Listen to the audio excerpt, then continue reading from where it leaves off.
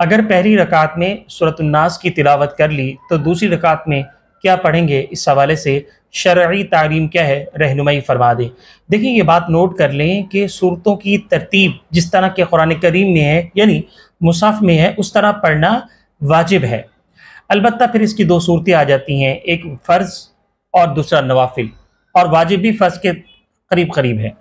تو اس طرح سے قرآن کی جو مصحف کی ترتیب ہے اس لحاظ سے پڑھنا واجب ہے۔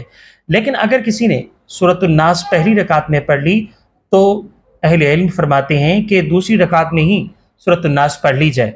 اگر کسی نے سورۃ البقرہ کا آغاز کر دیا تو بلا کراہت یہ بھی جائز ہے، لیکن اگر کسی نے سورۃ الناس پہلی میں تلاوت کی، دوسری رکعت میں کوئی اور سورت جو کہ سورۃ الناس سے پہلے آتی ہیں، مثال کے طور پر سورۃ الکافرون ہے، سورۃ علم نشرہ ہے اور سورۃ الفیل وغیرہ وغیرہ دیگر صورتوں میں سے کوئی ایک صورت تلاوت کر لیتا ہے تو اس حوالے سے فقہا فرماتے ہیں یہ مکروہ کے زمرے میں آتا ہے۔